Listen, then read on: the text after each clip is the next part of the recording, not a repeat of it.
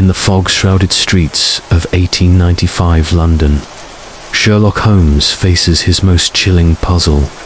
A locked study, a corpse drained of every drop of blood without a single wound or stain. Elias Hargrove, a wealthy importer haunted by ancient Indian curses and a stolen dagger that legends say sucks life itself, lies dead.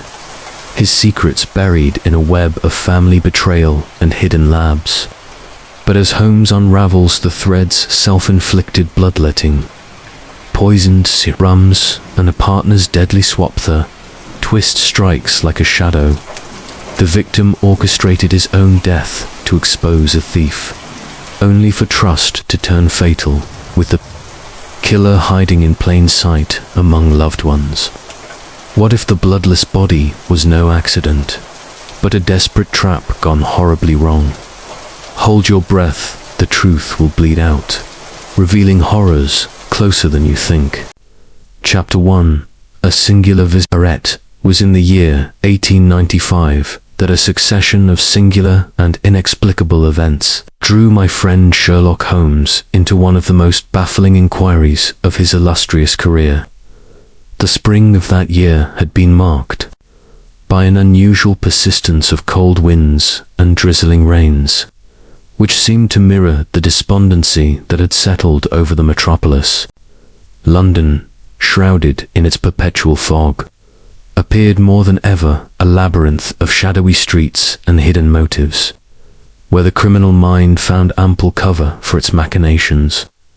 Holmes, whose restless intellect demanded constant stimulation, had been deprived for weeks of any problem worthy of his powers.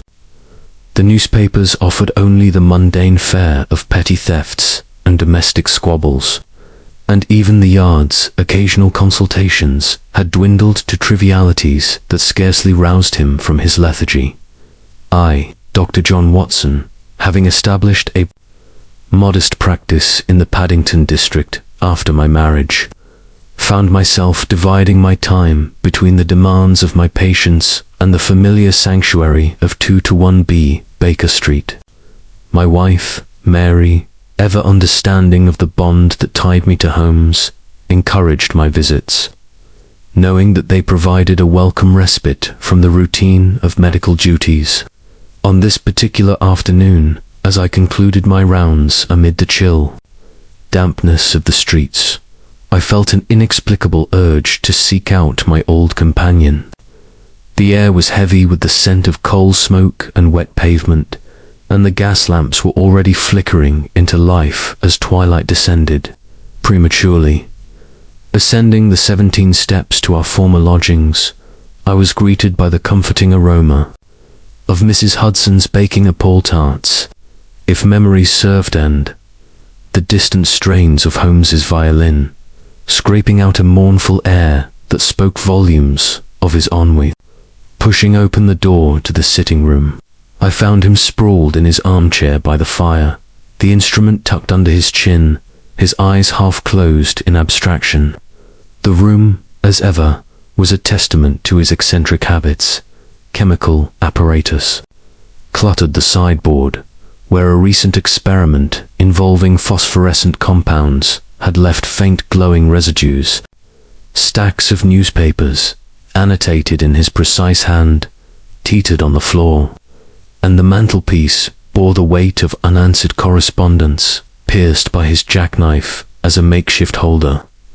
"Ah, Watson," he murmured, without opening his eyes fully, drawing the bow across the strings in a final, lingering note. "Your step upon the stair betrays a man wearied by the ailments of others, yet invigorated by the prospect of intellectual diversion. Pray, seat yourself and recount the banalities of your day, that I may contrast them with the void of my own." I chuckled, hanging my hat and coat on the peg. "You read me like an open book, Holmes. A case of influenza in Belgravia, a sprained ankle in Marylebone, nothing to tax the mind as your pursuits do. But you seem out of sorts. Has no fresh mystery presented itself?" He laid the violin aside with a sigh, reaching for his Persian slipper where he kept his tobacco. The criminal classes, Watson, have grown lamentably lazy, or perhaps they have learned to evade my notice. I have resorted to the 7% solution more frequently than is wise. Yet even that pallid stimulant fails to ignite the spark. His gaze drifted to the Morocco case on the table, containing his hypodermic syringe, and I felt a pang of concern. Holmes's recourse to cocaine in times of idleness was a habit I deplored, though I knew argument would avail little before I could voice my remonstrance. There came a sharp rap at the door, followed by Mrs. Hudson's voice. "A gentleman to see you, Mr. Holmes. He insists it's urgent, says his name is Hargrove, and it's a matter of life and death." Holmes's languor vanished in an instant. His eyes sharpened, and he sprang to his feet with the agility of a panther. "Show him up, Mrs. Hudson. Watson, remain if you will. This may prove the antidote to my malaise." The man who entered was of middle stature, perhaps 50 years of age, with a build that suggested a life of comfort rather than exertion. His face, normally florid from good living, was now ashen, etched with lines of profound anxiety. His frock coat of fine broadcloth, a silk cravat pinned with a pearl, and trousers pressed to perfection proclaimed him a man of business, likely from the city. In his gloved hands, he clutched a telegram, crumpled as if from repeated reading, and his breath came in short gasps, as though he had hurried through the streets without pause. "Mr. Sherlock Holmes?" he inquired, his voice trembling. "I am Reginald Hargrove, of Hargrove and Sons, importers of Eastern goods. Forgive my intrusion at this hour, but I am at my wit's end. My brother, my dear brother, Elias, met with a fate so horrible, so inexplicably, that the police are powerless. I beseech you, sir, to lend your renowned talents to unravel this dread mystery." Holmes gestured to the basket chair opposite his own. "Pray, compose yourself, Mr. Hargrove. Watson here is my confidant and a medical man. You may speak freely. Begin at the beginning, omitting no detail, however trivial it may seem." Hargrove sank into the seat, mopping his brow with a handkerchief. "It is kind of you, gentlemen. My brother Elias and I have managed the family firm for over 2 decades since our father's passing. We deal in spices, silks, and antiquities from India and the Orient, lucrative trade, though not without its perils. Elias was the elder, a man of meticulous habits, devoted to his ledgers and his solitude. He resided in our family home in Kensington, a spacious residence on Elm Square, while I maintain a separate establishment in Chelsea with my wife and nephew. Last evening, Elias retired to his study, as was his custom, intent on reviewing our latest accounts. A shipment from Bombay had arrived earlier in the week, and he expressed concerns over discrepancies in the manifests. He dined alone, save for the valet Jenkins, who has served us faithfully since his return from the Afghan wars. At approximately 10 o'clock, Jenkins bid him good night, and Elias locked the study door from within, a precaution he always took when handling sensitive documents. This morning, when Jenkins brought the breakfast tray at 8, there was no response to his knocks. Alarmed, he summoned the household, and together they forced the door. What they found, ... Oh God. Hargrove buried his face in his hands, shuddering. Holmes leaned forward, his aquiline features intent. "Describe the scene precisely, Mr. Hargrove. Every element is crucial." Regaining composure with effort, Hargrove continued. Elias was slumped over his desk, his head upon the blotter, arms outstretched as if in supplication. His face was contorted in agony, but that was not the worst. His skin it was pallid as wax, drained of all colour, and upon examination, the doctors declared that his body contained scarcely a drop of blood. Not a wound upon him, not a mark. The room showed no signs of struggle. The windows were barred and fastened, the door locked, as I said. No bloodstains anywhere, not on the floor, the furniture, or his clothing. It is as if his life essence had been drawn out by some infernal means, leaving only an empty husk. I exchanged a glance with Holmes, my medical training recoiling at the impossibility, exsanguination without egress, that defies physiology. There must have been some aperture, however minute. Hargrove shook his head vehemently. Inspector Lestrade of Scotland Yard examined the body himself, along with the police surgeon. They found nothing, no punctures, no incisions, not even bruising to suggest force. The heart had ceased, the veins collapsed. Elias was a robust man, despite his years. No history of hemorrhage or weakness. The telegram I received from Lestrade urged me to consult you, Mr. Holmes, for he admits the case transcends ordinary detection. Holmes's fingers steepled beneath his chin, his eyes gleaming with that peculiar light which betokened the thrill of the chase. Intriguing, indeed. Pray, furnish more particulars of your brother's life and habits. Had he enemies, rivals in trade? Any recent altercations? Hargrove pondered, his brow furrowing. Enemies. In business, one accumulates competitors, but none I would deem capable of such atrocity. Our partner, Silas Thorne, has been with us since our days in India, Elias, and he served together in the colonial service before entering commerce. Thorne handles our overseas procurements and is currently travelling in the provinces on firm matters. As for altercations, Elias mentioned unease over the Bombay shipment. He suspected tampering, perhaps by dockside thieves or dishonest agents. But he was not one to confide deeply, even in me. His personal life was ascetic. Unmarried, he devoted himself to scholarly pursuits collecting rare manuscripts and artifacts from the East.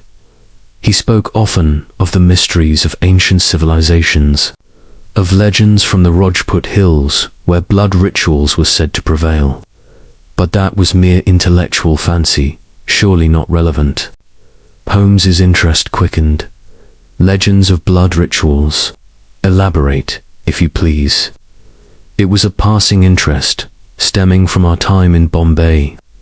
Elias was once accused falsely, I assure you, of involvement in smuggling antiquities, including a dagger reputed to possess occult properties.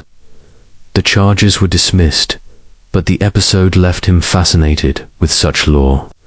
He would recount tales of vampires in Eastern folklore, beings that drained the vital force without leaving traces.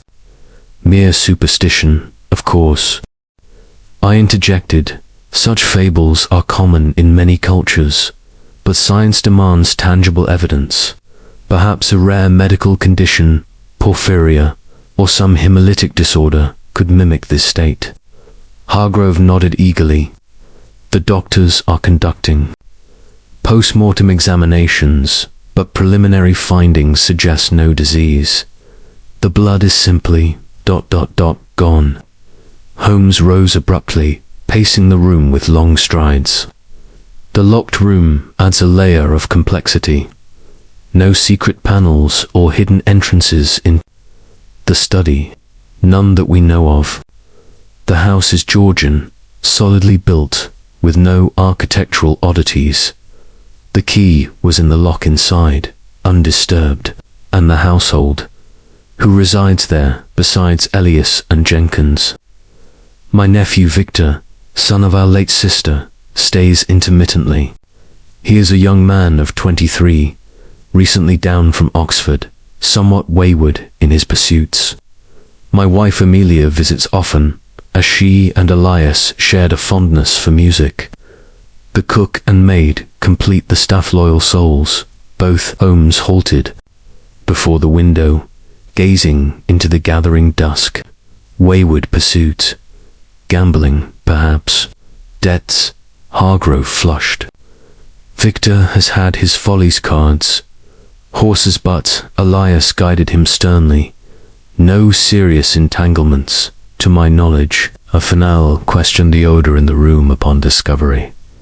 Anything unusual? Hargrove thought. Jenkins mentioned a faint, acrid scent, like burnt chemicals or medicine, but it dissipated quickly. Holmes nodded decisively. Very well, Mr. Hargrove. I shall undertake the case. Watson, if your practice permits, your assistance would be invaluable. We must proceed to Kensington. Without delay, every hour erodes the traces. I assented readily, my pulse quickening at the prospect. Hargrove expressed profound gratitude, providing the address and departing with a lighter step. As the door closed, Holmes turned to me with a rare smile. A bloodless corpse in a sealed chamber, Watson. This eclipses even the speckled band in its grotesquerie. Pack your service revolver. We may encounter more than phantoms. While Holmes gathered his magnifying glass and other instruments, I reflected on the narrative. The tale bore hallmarks of the impossible, yet I knew from experience that Holmes's logic could pierce the veil of the supernatural. Little did I suspect the labyrinth of deceit and ancient grudges that awaited us. The cab ride to Kensington was uneventful, save for Holmes's intermittent mutterings as he reviewed the facts. The streets grew quieter as we left the bustle of Baker Street, passing through districts where gaslights cast elongated shadows on rain-slicked cobblestones.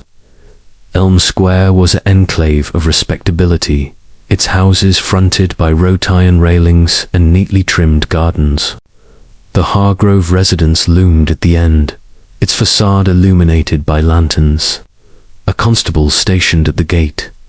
Inspector Lestrade awaited us in the hall, his ferret-like face twisted in frustration.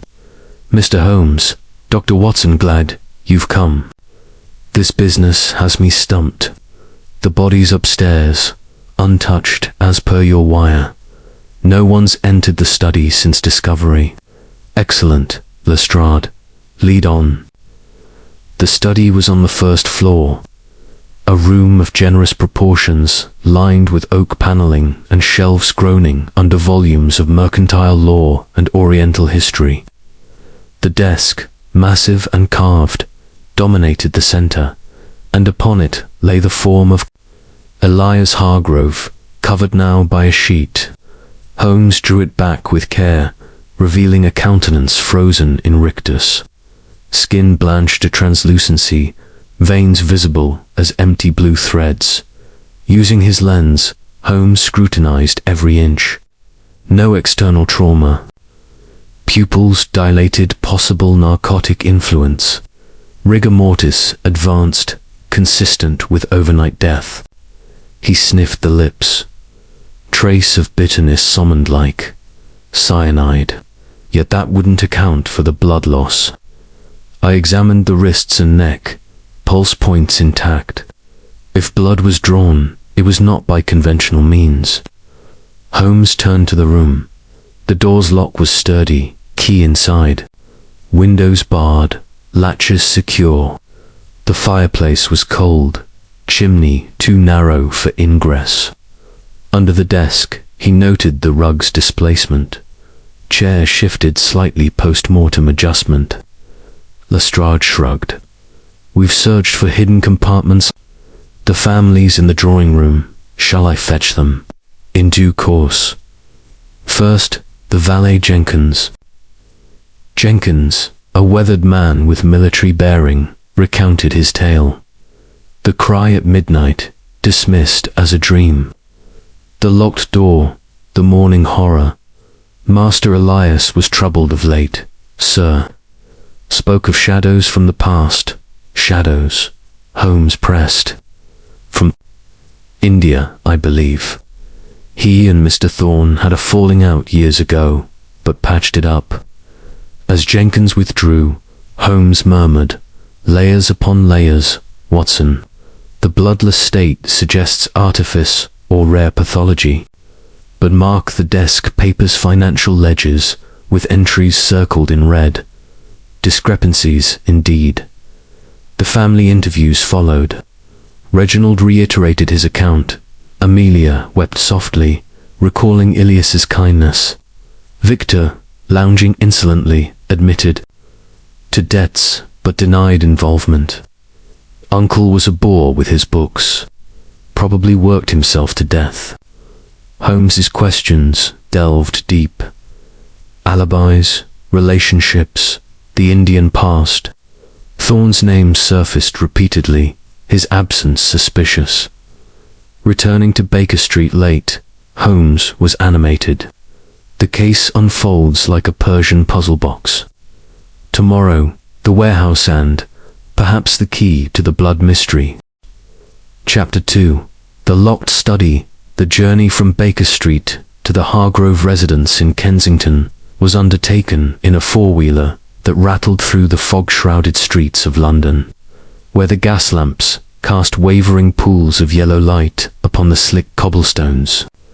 Holmes sat in silence for much of the ride, his sharp profile illuminated intermittently by passing illuminations, his mind evidently absorbed in the preliminary threads of the mystery. I, seated opposite, pondered the extraordinary details furnished by Reginald Hargrove, the bloodless corpse in a locked room, evoking as it did the ancient tales of vampiric entities or some arcane Eastern sorcery that our visitor had alluded to. Yet, knowing Holmes as I did, I anticipated that his rational faculties would soon dispel any aura of the supernatural, reducing the enigma to a concatenation of human motives and mechanical contrivances. As the cab drew up before the imposing Georgian facade of the house on Elm Square, a sense of foreboding settled over me. The building, with its tall sash windows and pedimented entrance, exuded an air of staid prosperity. But tonight it was shrouded in mourning, its shutters partially drawn and a solitary lantern flickering above the door. A constable, muffled against the chill, nodded curtly as we alighted. And Inspector Lestrade emerged from the shadows of the portico to greet us. "Mr. Holmes, Dr. Watson," he said, his voice a hoarse whisper that carried the weight of professional bafflement. "You've made good time. The family's in a state, as you might imagine. I've kept the scene intact. No one's touched a thing since the discovery. The body remains in the study, and the police surgeon has withheld his full report pending your examination." Holmes inclined his head. "Commendable foresight, Lestrade. Lead us thither without delay. Watson, have your notebook at the ready. We shall require a meticulous record." We ascended the broad staircase, its treads carpeted in a deep crimson runner that muffled our footsteps, passing portraits of stern-visaged ancestors whose eyes seemed to follow our progress with accusatory stares.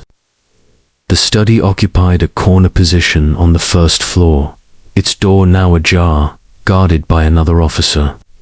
Lestrade pushed it open, revealing a chamber that bespoke the scholarly inclinations of its late occupant. The walls were lined with bookshelves, groaning under the weight of leather-bound Tom's treatises on Eastern commerce, volumes of Sanskrit poetry, and dusty folios on antiquarian lore. A massive oak desk dominated the center, its surface cluttered with ledgers, inkstands, and scattered papers. Behind it, in a high-backed chair, slumped the figure of Elias Hargrove, concealed beneath a white sheet that lent an eerie, ghostly aspect to the scene. Holmes approached with his characteristic deliberation, his eyes darting about the room like those of a hawk surveying its domain. "Observe the disposition, Watson.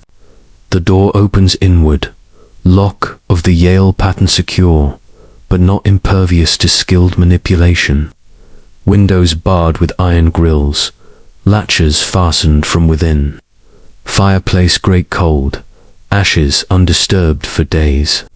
No skylight, no trapdoor in the ceiling. A classic locked room conundrum, yet every such puzzle yields to logic." With a swift motion, he drew back the sheet, exposing the corpse to our gaze. Elias Hargrove had been a man of gaunt features, his face now frozen in a grimace of astonishment or pain, lips parted as if in a final gasp. His skin was unnaturally pale, almost luminous in the lamplight, with a waxy sheen that suggested the work of an undertaker rather than nature. The eyes, wide and staring, held a glassy vacancy, and the hands, clenched upon the blotter, bore nails bitten to the quicker sign, perhaps, of chronic anxiety. I stepped forward, my medical instincts asserting themselves. Rigor mortis fully established. Holmes' death likely occurred between 10 and 12 hours ago, aligning with the valet's account. Body temperature chilled, but that's to be expected in this drafty room. I palpated the neck and wrists. Veins collapsed, as if emptied by a pump. No livor, mortis pooling, which is anomalous. Blood should settle in the dependent parts. Holmes produced his magnifying glass, bending close to scrutinize the skin. No punctures, no abrasions, not even the minutest hypodermic mark. Yet behold, these faint ecchymoses on the inner forearms bruising, suggestive of restraint or pressure. Though self-applied, perhaps in convulsion. He sniffed the air about the body. A subtle aroma chloroform, mingled with something acrid, like ether, or a volatile solvent. And the lips, a faint bluish tint, indicative of cyanosis. Lestrade, hovering at the periphery, interjected. "The surgeon noted that no oxygen in the blood," he said. "But how the devil did the blood vanish? We've turned the room upside down. Hidden vessels, no stains on the carpet or upholstery." Holmes knelt, examining the Persian rug beneath the desk. Its intricate patterns of crimson and gold were pristine, save for a slight rucking where the chair casters had caught the fringe. The chair has been repositioned fractionally. See the indentations in the pile, moved after death to adjust the pose. Rising, he scanned the desktop. Open ledgers with columns of figures, some underlined in red ink. A quill pen dried mid-stroke, and a crumpled telegram half buried under papers. Unfolding the missive, Holmes read aloud. "Shipment compromised. Adulterants detected. Urgent conference required. Thorne." He pocketed it with a nod. "Our absent partner's surfaces already." Watson, note the ink blot here fresh, as if the hand trembled in writing. I complied, my pencil flying across the page. The room's atmosphere oppressed me, the scent of old books and wax polish overlaid with that faint chemical Thames. Holmes, undeterred, circled the chamber methodically, tapping panels for hollows, peering behind pictures, even climbing upon a chair to inspect the cornices. No secret compartments, no priest's holes. The architecture is solid Giorgiano, Victorian fripperies. Descending, he turned his attention to the windows. The bars were wrought iron, embedded deeply in the masonry, their paint unmarked. Beyond, the garden lay in darkness, a faint mist rising from the lawns. No signs of tampering. Entry from without is improbable. Lestrade fidgeted. Suicide then, but how? He couldn't have bled himself dry without a trace. Holmes's lips curled. In a faint smile, "Suicide demands a mechanism, Inspector. Poison might induce hemorrhage, but where is the effluvium? No, this savours of artifice, deliberate staging to confound." A shard of glass caught his eye, glinting beneath the desk. Retrieving it with tweezers, he held it to the light. Quartz, perhaps from a vial or lens. Traces of a powdery residue, crystalline, odorless. Into his pocket it went, alongside the telegram.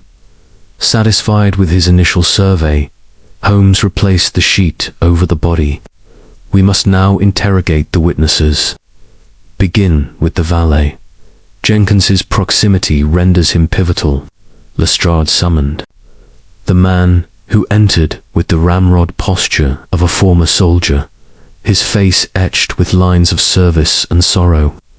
Jenkins was in his late 40s, with a scar traversing his chica memento. I surmised of the Maiwan debacle or some similar engagement. "Recount the events of last night, Jenkins," Holmes directed, seating himself in an armchair by the fire. The valet cleared his throat. "As you wish, sir." Master Elias dined lightly at 7 cold meats and claret, his usual fare when absorbed in work. He repaired to the study thereafter, bidding me prepare his accounts. At 10, I brought his nightcap, a brandy and soda. He locked the door behind me, as was his habit. I retired to my quarters in the attic, but sleep eluded me. The house creaks in the wind, you see, and the cry at midnight. Holmes prompted. Jenkins nodded. "Aye, sir," a muffled exclamation, like a man in distress. I descended, knocked upon the door. Master Elias responded faintly, "All is well, Jenkins." A dream. Satisfied, I returned to bed. Come morning, at 8 sharp, I bore the breakfast tray. No answer to my raps. I alerted the household, and young Master Victor aided in forcing the lock. Holmes's eyes narrowed. The voice through the door, unmistakably your master's. "Without doubt, sir, I've served him these 15 years." And his demeanor of late, any Jenkins hesitated. He was preoccupied, sir, poring over those ledgers till all hours. Spoke of discrepancies in the firm's dealings, and of old matters from India resurfacing. Mr. Thorne's name was mentioned, not always kindly. Dismissed, Jenkins. Withdrew, and Holmes murmured, "Loyal, but perhaps not wholly forthcoming." The cry suggests an incident, yet the reassurance implies composure. Next came Amelia Hargrove, Reginald's wife, a woman of delicate features and nervous disposition, her hands twisting a lace handkerchief as she seated herself. "This is dreadful, Mr. Holmes," she whispered. "Elias was like a brother to me, kind, erudite. We shared evenings of music. He played the flute exquisitely. When last did you see him alive?" Holmes inquired. "Yesterday afternoon. I called too. Discuss a charity concert." He seemed agitated, pacing the room, muttering about betrayals in business. "Blood will out," he said odd words, but I thought them metaphorical. I noted her pallor. Any physical ailments? Anemia, perhaps?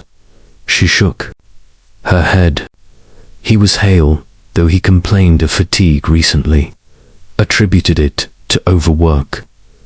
Victor Hargrove followed, a lanky youth with dissipated eyes and a sneer that ill-suited his morning attire. "What rot is this?" he demanded, lounging against the mantel. "Uncle drops dead, and you poke about like ferrets. Heart failure, surely." He was forever fretting over pennies. Holmes fixed him with a piercing stare. "Your whereabouts last night?" "At my club in Pall Mall till late. Ask the porters if you must. Returned around 2, Found the house asleep. And your relations with your uncle? Victor shrugged. Tolerable. He lectured me on extravagance, but footed my bills. Owed him a bit from the tables, but nothing dire. Reginald entered last, his face haggard. Have you divined anything, Mr. Holmes?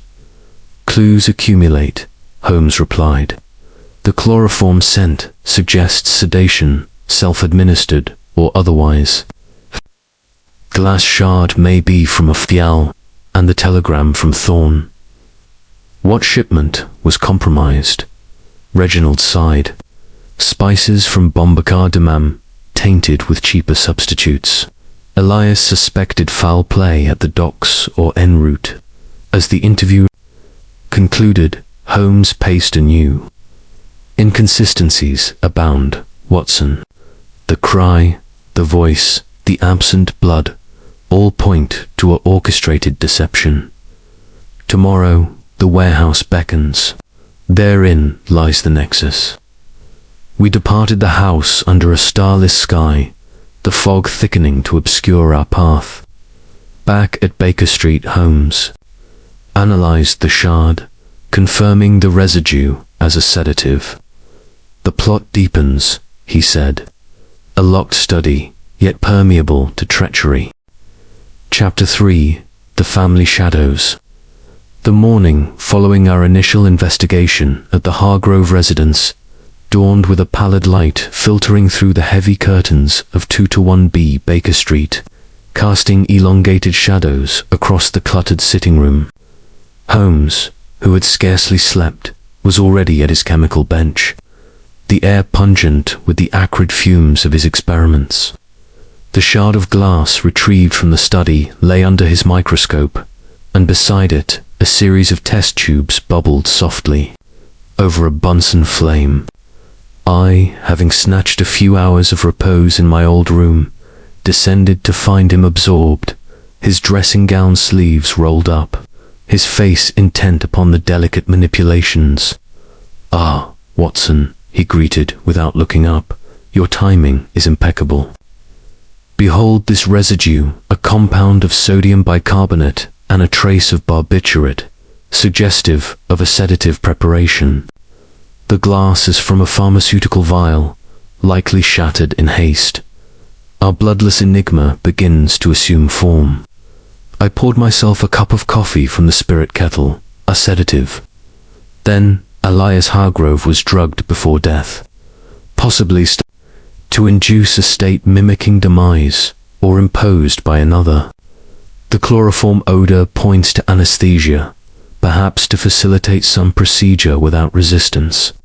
But the absent blood that remains the crux. Exsanguination requires time and apparatus. In a locked room, it borders on the miraculous.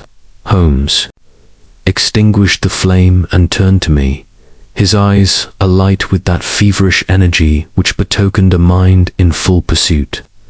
Today, we delve into the human elements, the family shadows that cloak this affair.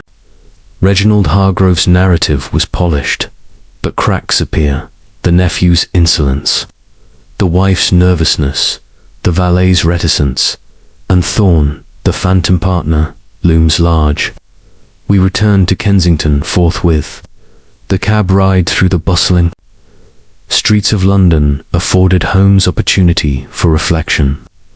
The city was awakening to its daily clamour, costermongers hawking their wares, hansoms clattering by, the distant rumble of the underground echoing from below. Yet my companion seemed oblivious, his fingers drumming an irregular tattoo upon his knee, his gaze fixed upon some inner vista.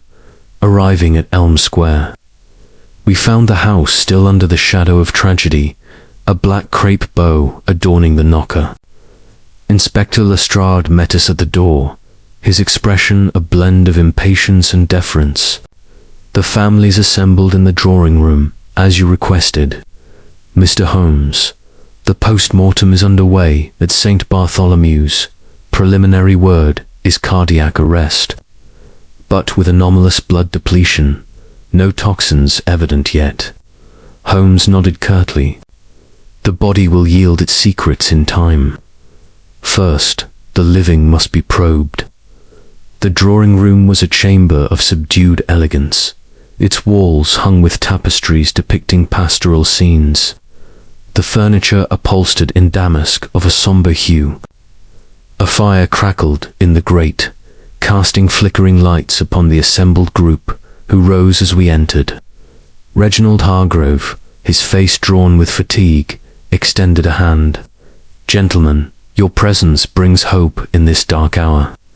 Beside him sat Amelia, his wife, a woman of perhaps 40, with features refined by breeding but marred now by red-rimmed eyes and trembling lips. Young Victor Hargrove lounged in an armchair, his attire dishevelled, a cigarette dangling from his fingers with affected nonchalance. Jenkins, the valet, stood discreetly by the door, his military poise unbroken. Holmes surveyed them with his penetrating gaze. "Pray, be seated. This is no formal inquest, but a quest for truth. Each of you holds fragments of the mosaic. Together, we shall assemble it." He began with Reginald, who reiterated his account of the previous evening. Absorption in the accounts, the disputed shipment, the locked door. My brother was anxious. Yes, the firm's solvency hung in the balance. That Bombay cargo was valued at thousands. If tainted, ruin beckoned. "And your role in the business?" Holmes inquired. "I oversee domestic sales. Elias handled imports and finances. Thorne procures abroad. He left for Liverpool yesterday morn, chasing leads on the adulteration." Amelia interjected softly. "Elias confided in me more than most. He feared not just financial loss, but betrayal. Old sins cast long shadows," he said, alluding to India. Holmes's interest sharpened. "Elaborate on these old sins." She hesitated, glancing at her husband. It was 20 years past. Elias and Thorne were in the colonial service, accused of trafficking in relics. A dagger from a Rajput temple, cursed, they said, to drain the blood of thieves. The case collapsed for lack of evidence, but whispers persisted. Reginald nodded gravely. Mere calumny. Elias was exonerated, and we built our firm upon honest trade. Victor snorted derisively. Honest. Uncle pinched every penny, drove suppliers to despair. No wonder he had nightmares. Guilt, perhaps, over sharp practices. Holmes turned to the youth. "Your uncle's nightmares, describe them." Victor shrugged. He'd wake shouting about shadows pursuing him. Blood debts unpaid. Poppycock, if you ask me. Probably the claret. And your own pursuit, Mr. Victor. Oxford left behind, what occupies you now? A flush crept up the young man's neck. The usual clubs, races. Uncle funded my allowance. Now, I suppose, it falls to Reginald. Jenkins, when questioned, added a poignant detail. Master Elias was indeed troubled, sir. Last week, he received an anonymous letter, burned it unread, but it shook him, and the midnight cry, I swear it, was his voice bidding me away, yet fainter than usual. Holmes paced the room, his hands clasped behind his back. A letter, any remnants? None, sir. Ashes in the grate. As the interviews progressed, tensions surfaced. Amelia's hands twisted incessantly. Victor's smirks betrayed unease. Reginald's assurances rang hollow. Holmes probed delicately. Alibis. Relationships. Hidden grudges. Mr. Thorne, he said at length, his bond with Elias unblemished. Reginald faltered. They quarrelled occasionally over investments. Thorne pushed for riskier ventures. Elias cautioned restraint. Amelia added, Silas was here 2 days ago, a heated exchange in the study. I overheard blood pact mentioned from their youth, a vow of loyalty. Victor laughed bitterly. Pact, more like Thorne bleeding the firm dry with his schemes. Jenkins remained silent, but his eyes darted tellingly. Dismissing the group, Holmes drew me aside. Observe, Watson, each harbors secrets. Amelia's nervousness suggests knowledge withheld. Victor's debt's motive for mischief. Reginald's prosperity perhaps built on Elias's toil. Jenkins, loyal but complicit. We adjourned to the garden for air. The mist-laden paths winding among box hedges and statuary. Holmes lit his pipe, exhaling thoughtful clouds. The family shadows deepen. The Indian dagger, a red herring or key. We must wire the India office for records. Back indoors, Lestrade shared news. The post-mortem confirmed exsanguination, but no cause. Veins empty as if vacuumed. Impossible. He grumbled, unless he bled into thin air. Holmes smiled enigmatically, or into concealment. Search the study anew for hidden receptacles. A thorough ransack revealed naught, save a loose floorboard under the rug, concealing a small safe. Reginald, summoned, provided the combination. Within, deeds and bonds. But also a faded photograph. Elias and Thorne, in tropical kit, beside a temple ruin. A dagger glinting in Thorne's hand. The artifact, Holmes murmured, proof of their entanglement. Reginald paled. A memento, nothing more. As evening fell, we departed, Holmes's mind worry. The shadows coalesce, Watson. Betrayal from within, masked by legend. Tomorrow, the warehouse, and perhaps Thorne's trail. The night brought revelations. A telegram from the India office detailing the scandal. Acquittal, but suspicions of cover-up. Thorne had testified for Elias, binding them in debt. At Baker Street, Holmes analyzed the photo under lens. Dust from the safe recent disturbance. Someone accessed it post-death. I pondered the web. Family ties frayed by greed. Ancient pacts invoking blood. The shadows, indeed, enveloped all.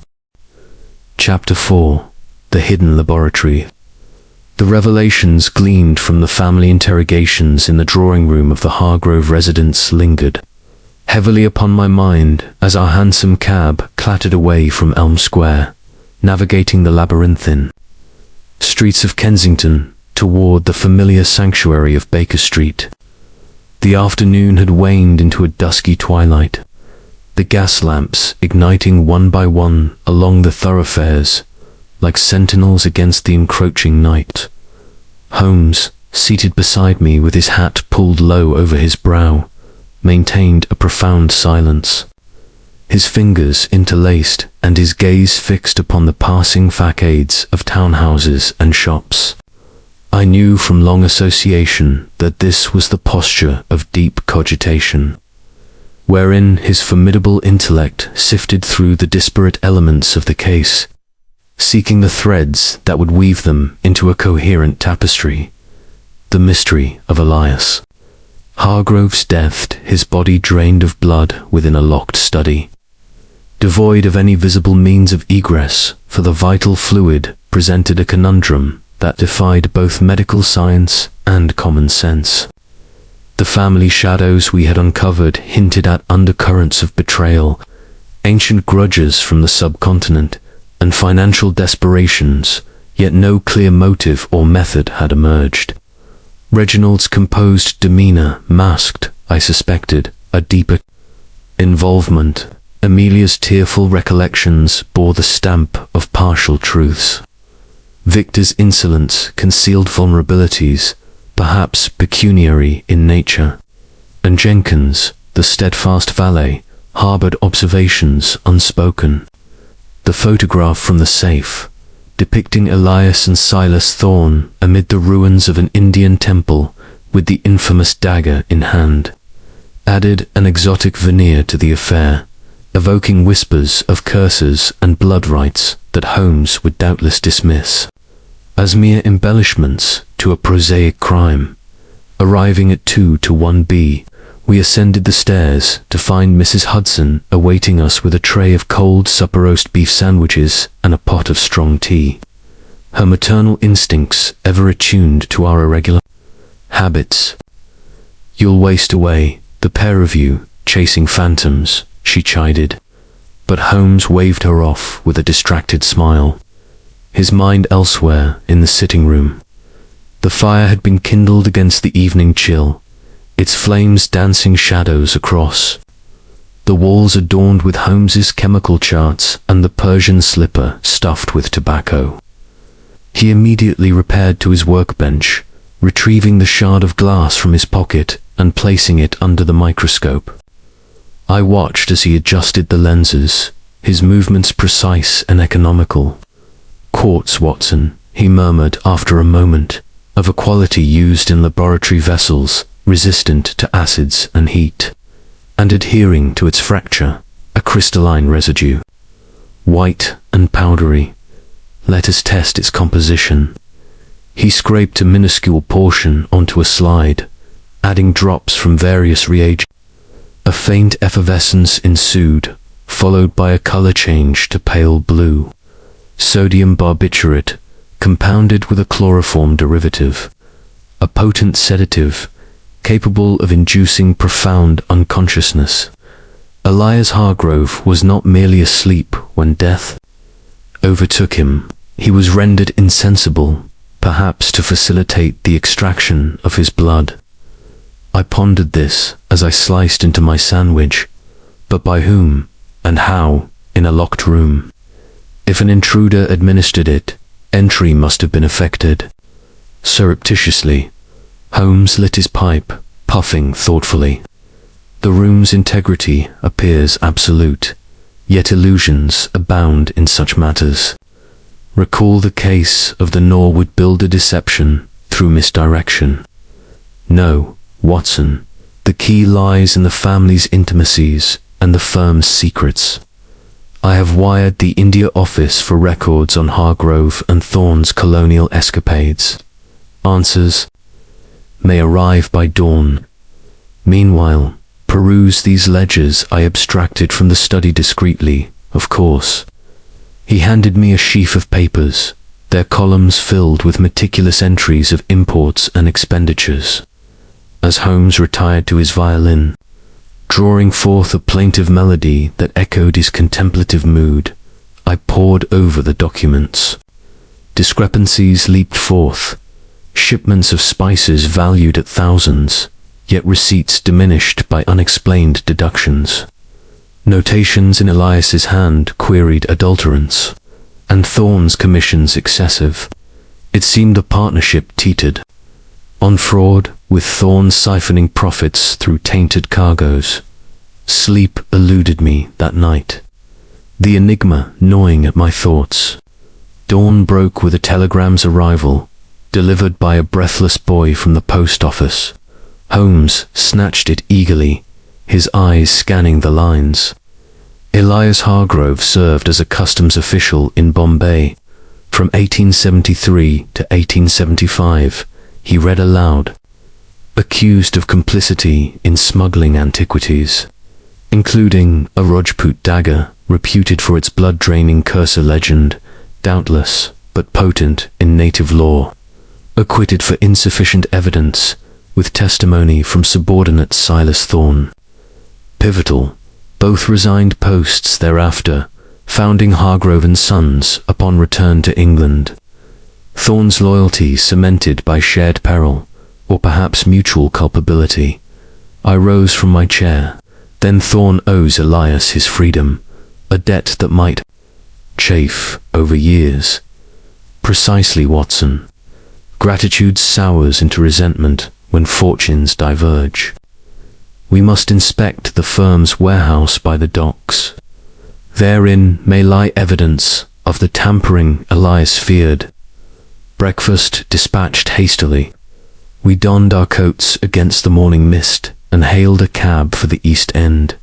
The journey took us through the heart of the city, past the grandeur of Westminster and into the squalor of Whitechapel, where the Thames's fetid odours mingled with the cries of gulls and the clamour of stevedores.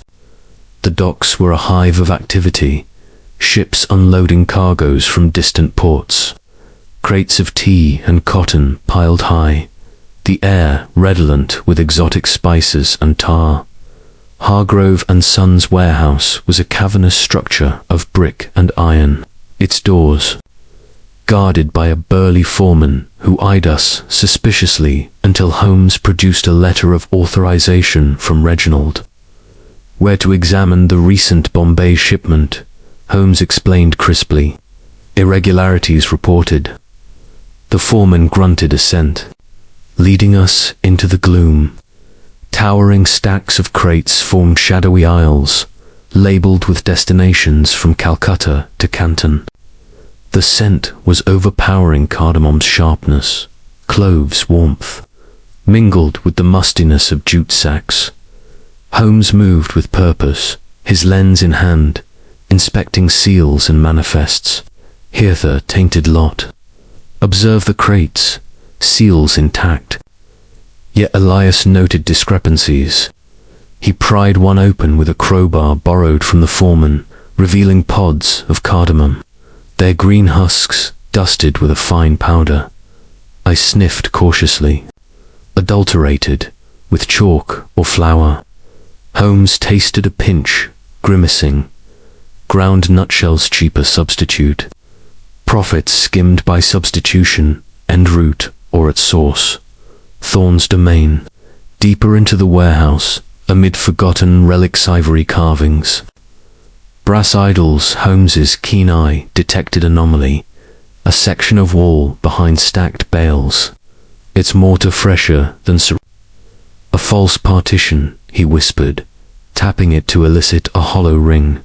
With effort, we shifted the bales, revealing a concealed door, cunningly hinged and locked with a modern Yale. Holmes produced his picks, and within moments it swung open, to disclose a makeshift laboratory, a narrow chamber lit by a skylight, furnished with benches laden with beakers, retorts, and Bunsen burners. Shelves held vials of chemicals, solvents, dyes, and in a corner, a cabinet of medical instruments, syringes, scalpels, rubber tubing.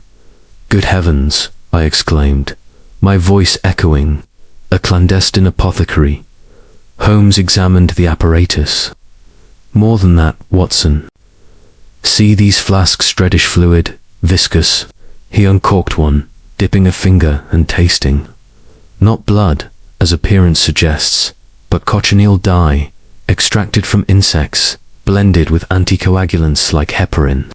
Surgical tubing here, coiled and sterile, suitable for transfusion or drainage. His face darkened as implications dawned. This is no mere testing station for spices, as Thorne might claim.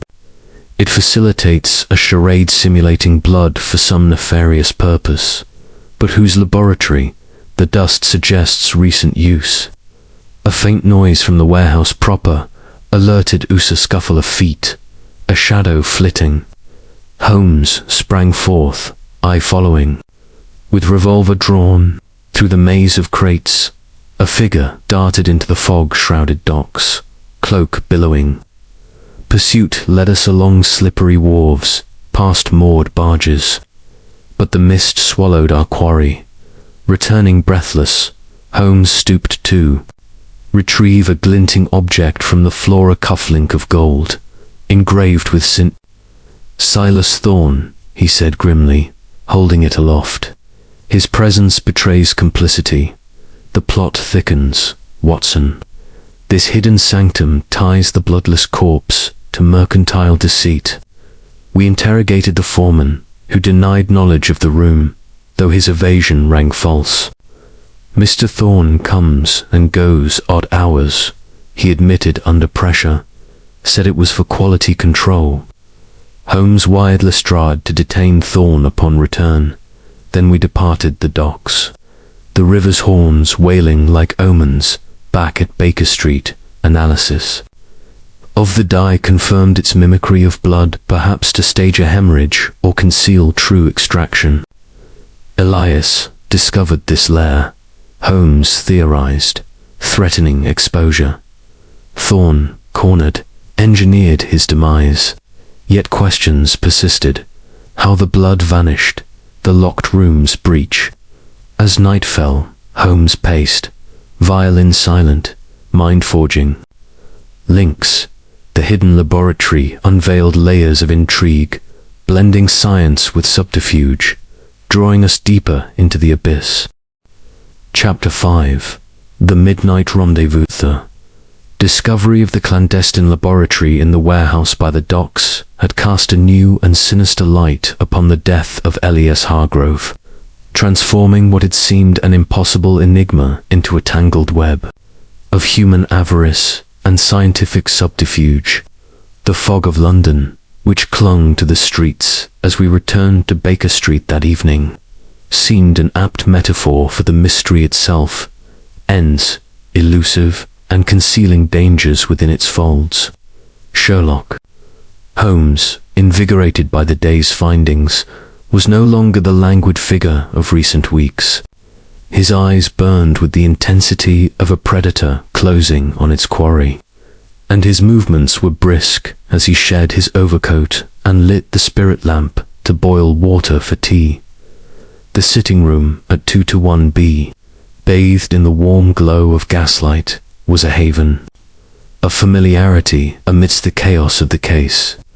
The chemical bench bore traces of recent experiments, test tubes streaked with crimson dye. A microscope still trained on the quartz shardened. The air carried a faint tense of I, fatigued by the day's exertions, yet stirred by the thrill of the chase, settled into my accustomed armchair, notebook in hand, to record the latest developments. Holmes, pacing before the hearth, pipe in hand, broke the silence. The laboratory, Watson, is the fulcrum of this affair. Cochineal dye, anticoagulants, surgical tubing implements for a masquerade of blood. Elias Hargrove uncovered Thorne's fraud, and this hidden chamber suggests a scheme to obscure or mimic execution, but the method of his death remains elusive. The locked study, the chloroform scent, the cry at midnight all point to a staged event. Yet the blood's absence defies mechanics. I ventured a theory. Could Elias have been bled elsewhere, then returned to the study post-mortem? The chair's displacement suggests movement. Holmes shook his head. Improbable. The rigor mortis and body temperature align with death. In situ, no. The blood was removed, or appeared to be within that room. Jenkins's account of the cry and Elias's reassurance through the door complicates matters. Was it truly Elias who spoke, or an impersonation? He paused, retrieving the cufflink inscribed ST from his waistcoat pocket, turning it in the firelight. Thorne's presence at the warehouse confirms his centrality. He fled, fearing exposure. We must observe the Hargrove household tonight. Nocturnal activities may betray the conspirators. Notion of a midnight vigil electrified me, dispelling fatigue. A stakeout. Shall we involve Lestrade? No, Watson. The yard's heavy tread would scatter our quarry. You and I, with your revolver, will suffice. We depart at 11. The hours until then were spent in preparation. Holmes dispatched a telegram to the India office, seeking further details on Thorne's colonial record, and reviewed the ledgers, noting additional entries suggesting siphoned funds. I cleaned my service revolver, ensuring its chambers were loaded. and fortified myself with a cold collation from Mrs. Hudson's larder at the appointed hour. Clad in dark attire to blend with the shadows, we set out for Kensington. The streets were hushed, save for the occasional clop of a late hansom or the distant bark of a dog.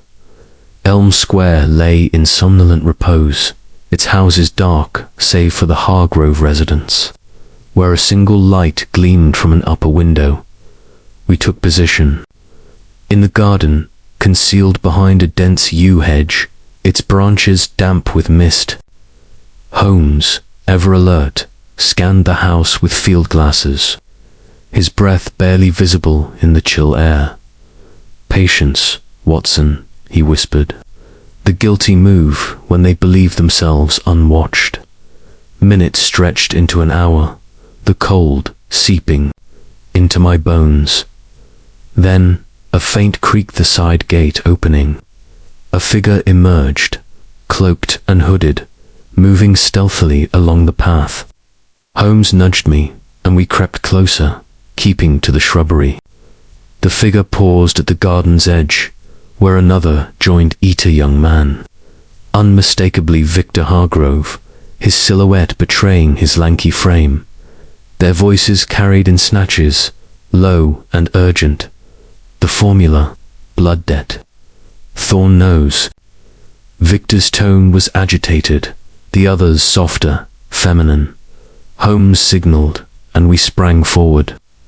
The cloaked figure gasped, attempting to flee, but Holmes seized her arm, deftly removing the hood to reveal a woman of striking beauty.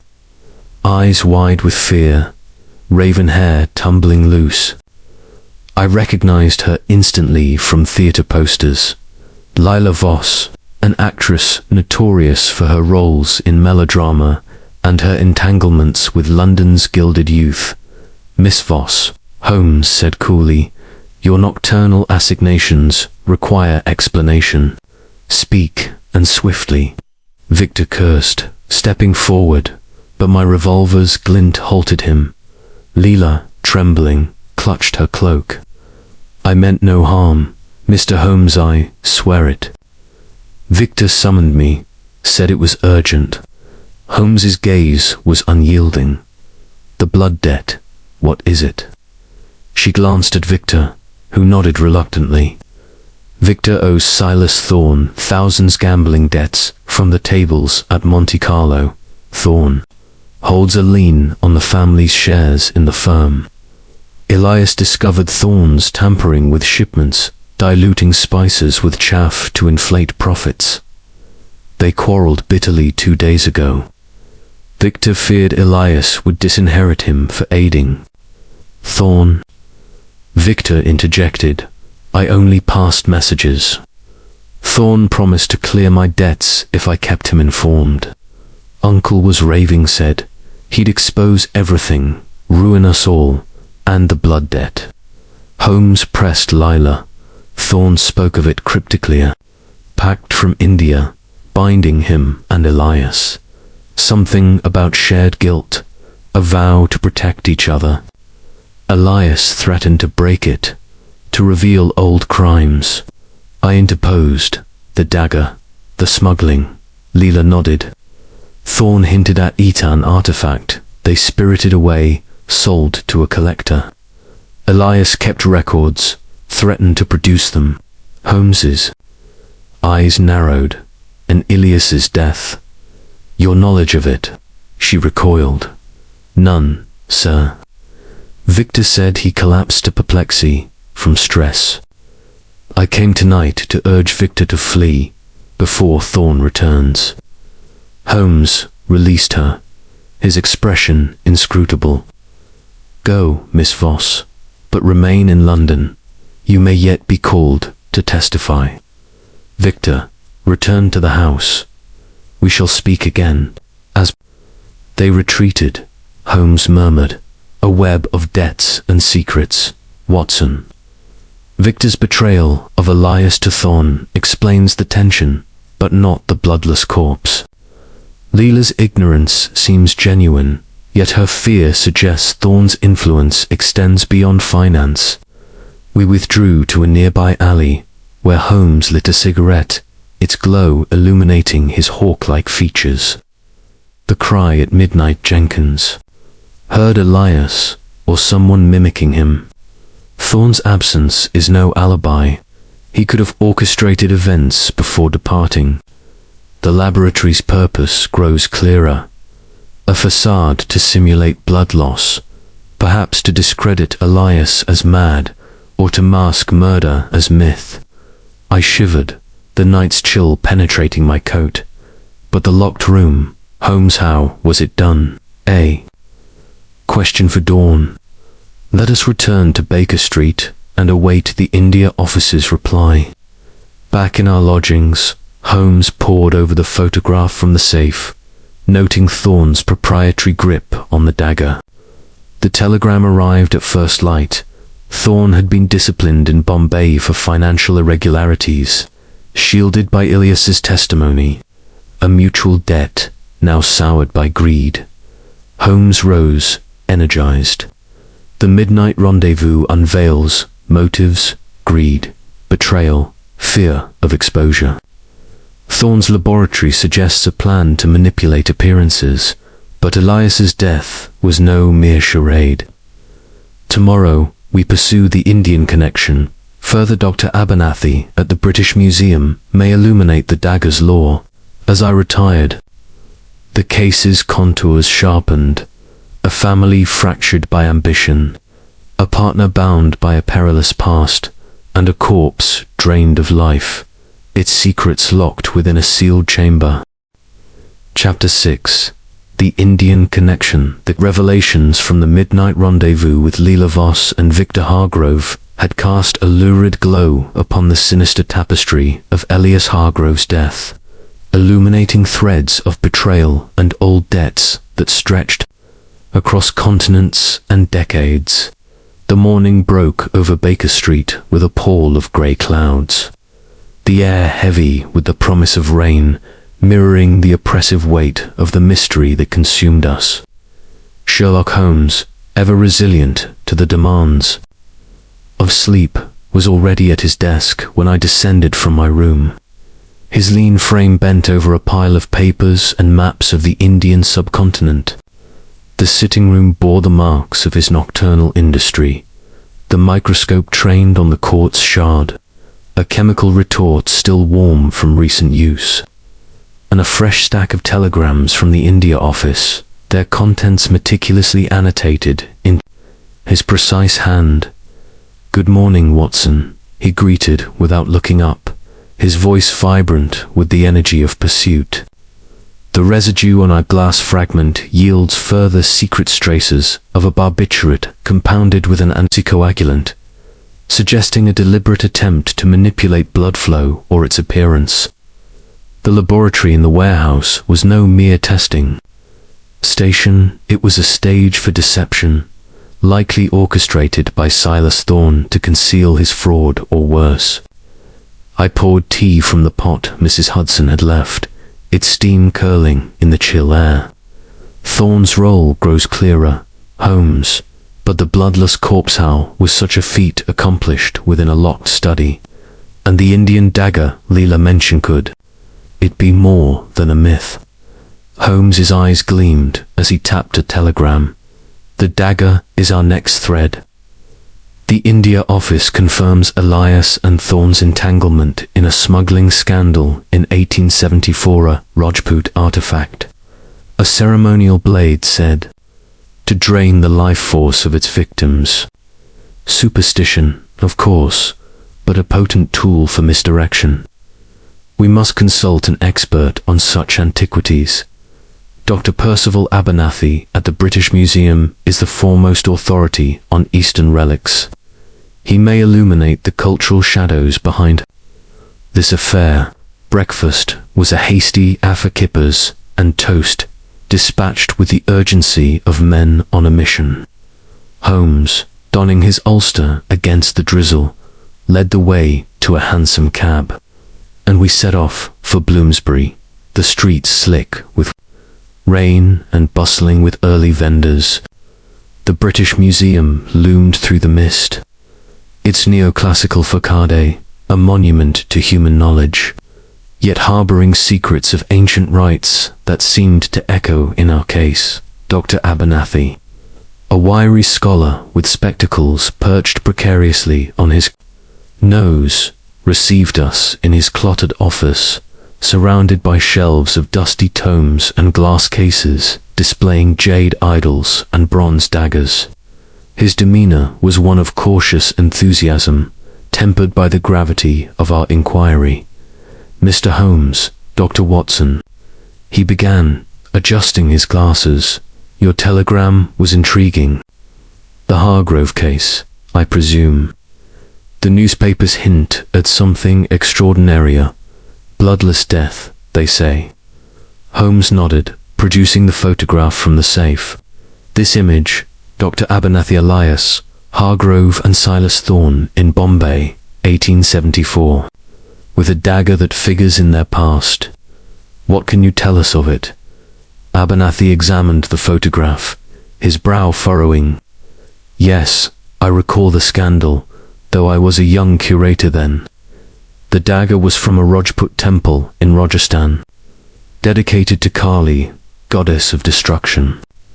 Legend held it was forged with enchantments to draw blood without wound, a ritual blade for offerings. Absurd, scientifically, but such tales fueled its value on the black market. Hargrove and Thorne were accused of its theft, alongside other relics, but evidence vanished, likely bribed away. The dagger itself disappeared, rumored sold to a private collector in Calcutta." I interjected, "Could such a legend inspire a modern crime? To stage a death mimicking this myth?" Abernathy stroked his chin. "Possible, if one sought to sow fear or confusion. The Rajputs revered blood as life's essence. A bloodless corpse would evoke terror, suggesting divine retribution. But the mechanics impossible without medical intervention." Holmes's gaze sharpened. "Medical intervention, precisely. Elias's study held traces of chloroform and a sedative. Suppose a device or drug, disguised as this dagger's curse, facilitated blood extraction." Abernathy shook his head. "Speculative, but not implausible.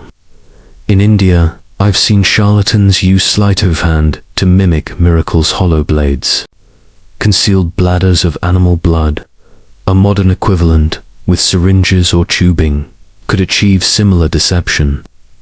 We thanked him, departing with a dossier of notes on Rajput rituals and smuggling networks. In the cab, Holmes mused, "The dagger is a red herring, Watson, planted to evoke superstition and divert scrutiny from financial motives. Thorne's laboratory suggests he staged the bloodless effect, but Elias's death was real. We must confront Thorne upon his return." Our next destination was the Hargrove and Sons warehouse, to verify the laboratory's contents. The docks were a cacophony of labor cranes groaning, sailors shouting in a dozen tongues. The foreman, chastened by yesterday's encounter, admitted us without protest. The hidden chamber remained as we left it, its chemical arsenal untouched. Holmes examined the vials anew, testing a sample of the reddish fluid, cochineal, as suspected, with heparin to prevent clotting. But note this: a syringe with a minute residue of prussic acid. Lethal in small doses, it could induce cardiac arrest, mimicking apoplexy. I recoiled. Poison. Then Elias was murdered, not staged. Perhaps both, Holmes replied. Elias may have planned a ruse to expose Thorne drawing his own. Blood to feign death, but Thorne, forewarned, substituted poison. The cry Jenkins heard was Elias's last, the reassurance a deception. We searched further, uncovering a ledger hidden beneath a bench, its pages detailing payments to an unknown. L.V. Leela Voss, perhaps. Thorne's web extends to the actress, Holmes noted. Her fear last night was not solely for Victor. A telegram from Lestrade awaited us at Baker Street. Thorne had returned to London, detained at Euston Station. We hastened there, finding him in a holding room. A wiry man with a scarred cheek and eyes that darted like a cornered animal's. "Mr. Holmes," he sneered, "your reputation precedes you." "I've done nothing. Elias was my friend." Holmes's voice was ice. "Your laboratory suggests otherwise. Cochineal dye, tubing, prussic acid tools of murder disguised as myth. Explain the blood debt." Thorne paled. "A figure of speech in old vow from India. We swore to share fortunes, to protect each other. Elias grew paranoid, accused me of fraud. I was in Liverpool when he checked the timetables. Your cufflink at the warehouse places you there recently," Holmes countered. "A careless loss. I test shipments, they're nothing more." Under relentless questioning, Thorne admitted to diluting cargoes, but denied murder. Elias was ill-obsessed with blood, experimenting on himself. Ask Jenkins. Released pending further evidence, Thorne's defiance lingered. Holmes, undeterred, wired for Jenkins's presence at Baker Street. As night fell, Holmes paced. The Indian connection unveils Thorne's motive greed, masked by legend. Elias's experiments suggest he orchestrated his own blood loss, but Thorne's poison turned ruse to reality. Jenkins holds the final key.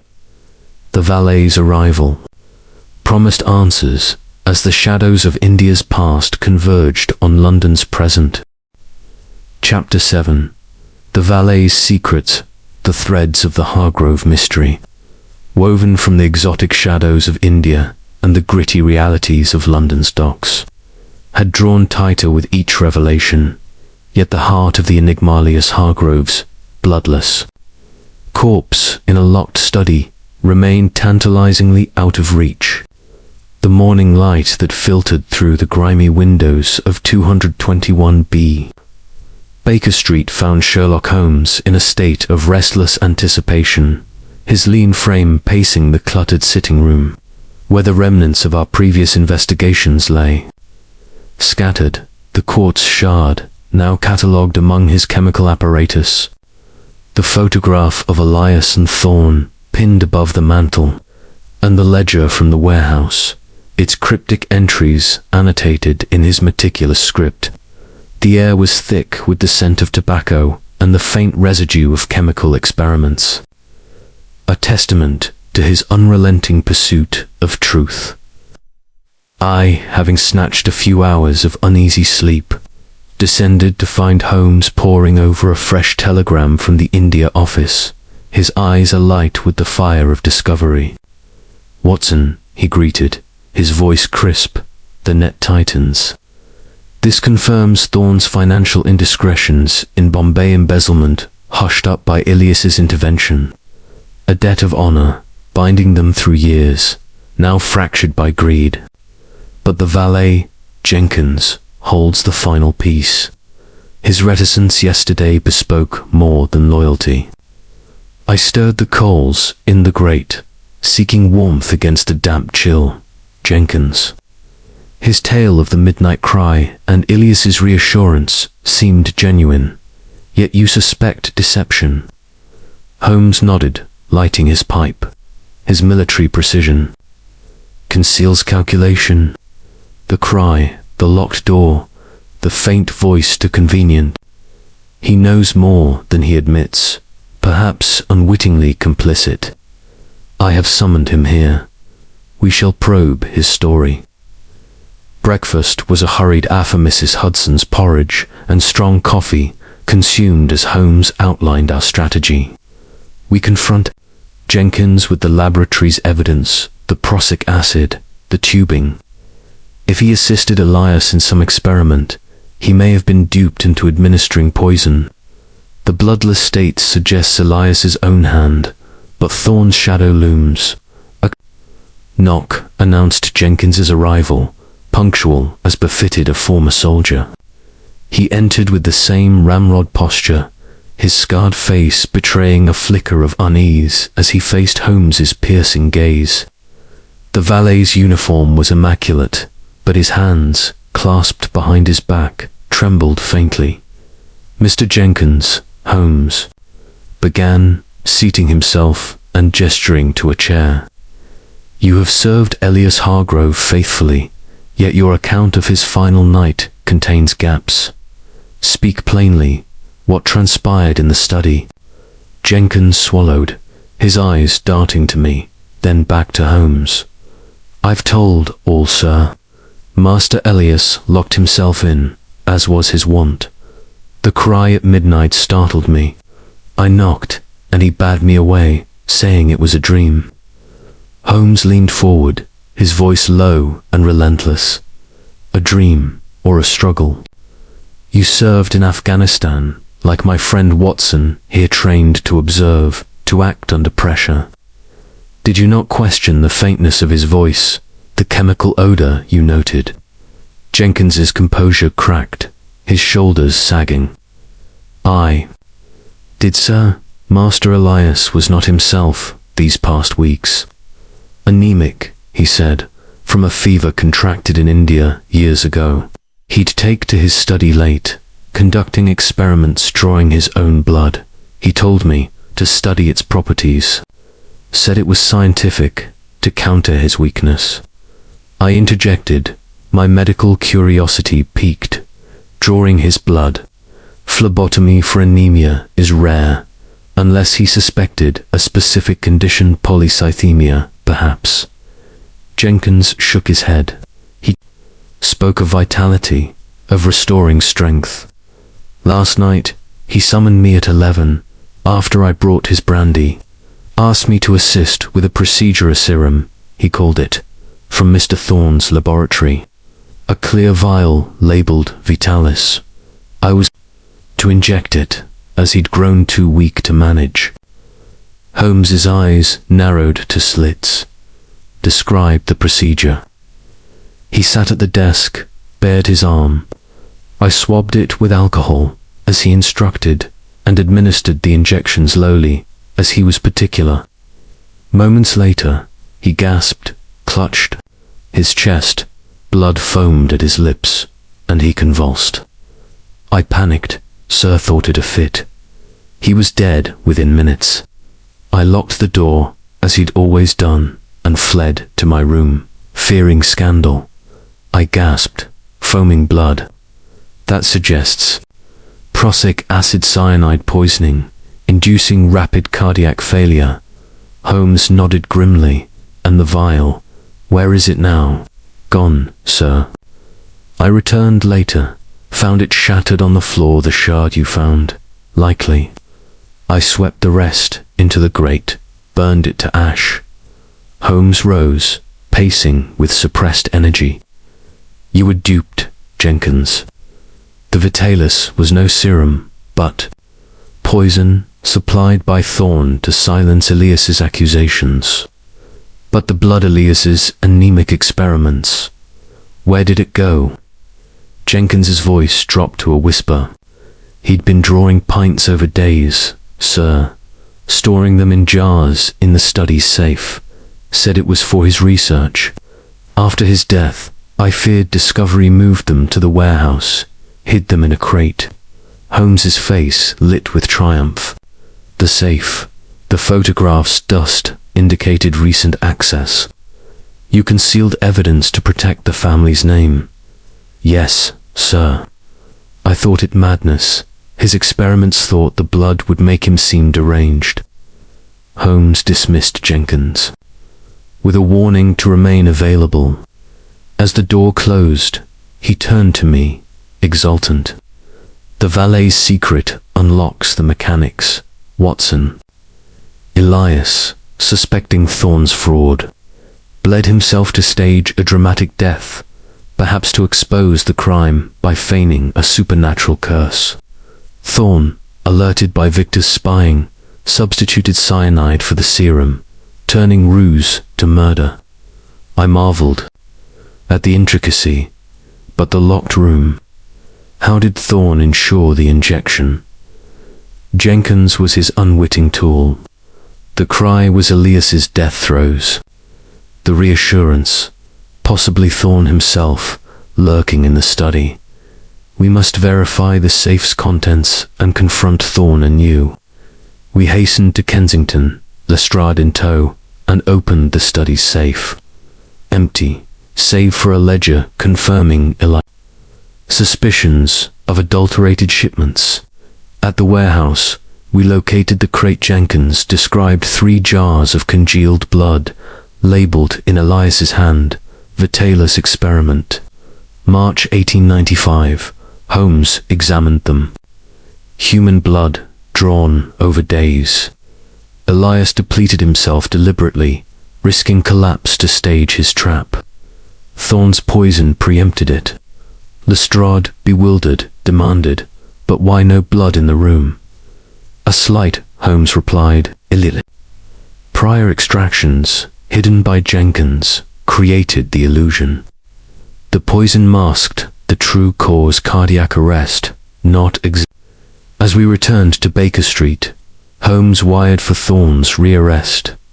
The valet's secret unveils the method, Watson.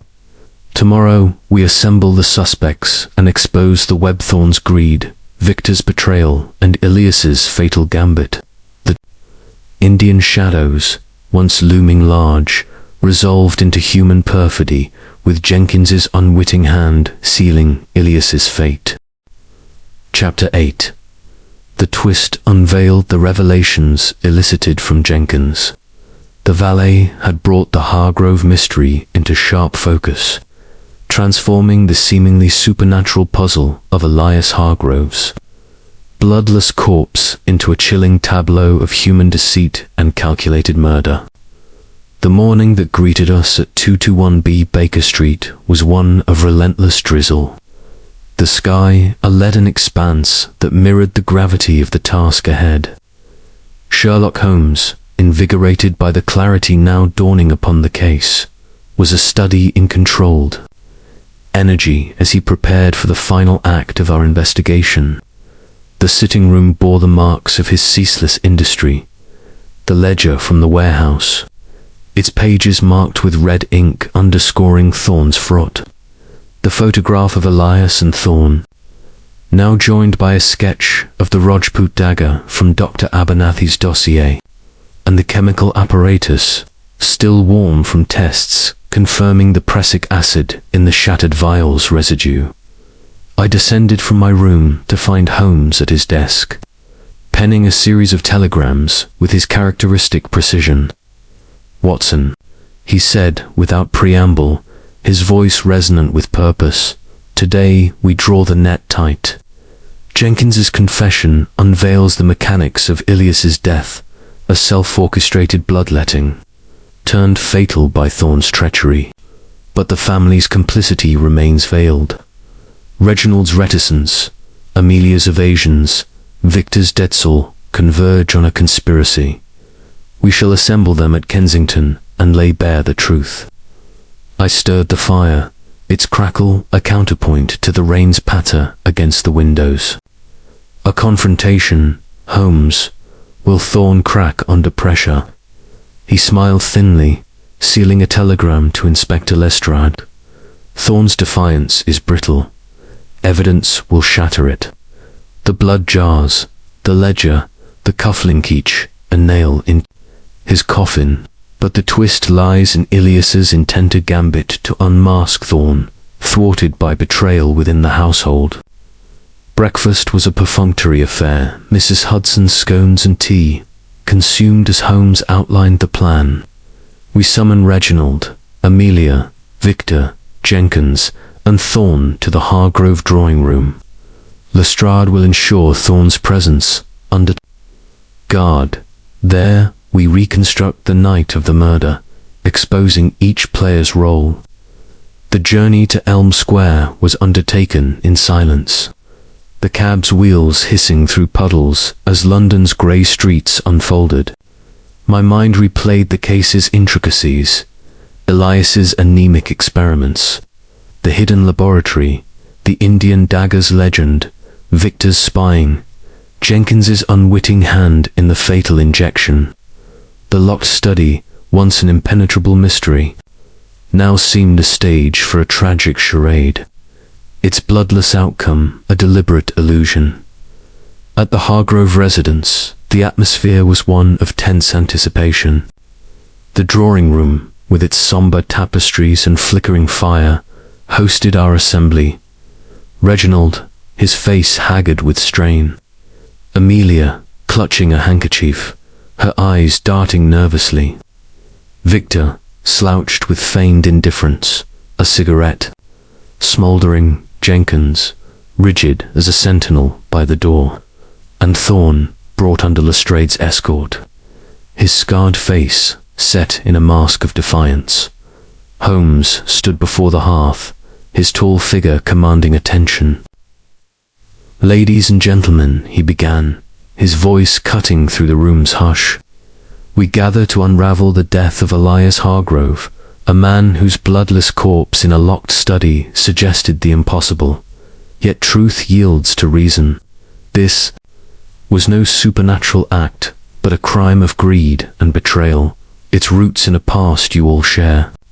Reginald stirred. "Mr. Holmes, we seek justice.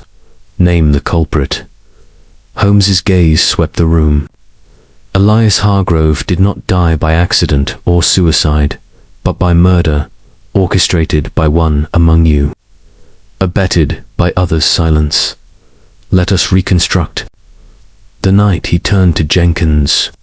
"You, sir, revealed Elias's experiments, drawing his blood over days, stored in jars to feign a bloodless state. His intent was to stage a death, mimicking the Rajput dagger's legend, to expose Silas Thorne's embezzlement through tainted shipments." Jenkins nodded, pale. He said it would force Thorne's hand, make him confess. Holmes continued, "But Elias's plan required an ally. Reginald, you provided chloroform, used to sedate Elias for the staged collapse, believing it a harmless ruse." Reginald gasped, his composure crumbling. I aided him, yes, to save the firm. Elias swore it was theatrical, to scare Thorne into truth. I applied the chloroform-soaked cloth, left him slumped at the desk, and locked the door as instructed. Amelia wept softly. "You fool, Reginald. You trusted his madness." Holmes's eyes fixed on Thorne. But Thorne, alerted by Victor's spying, saw opportunity. "You substituted prussic acid for Elias's vitalis serum, knowing Jenkins would administer it."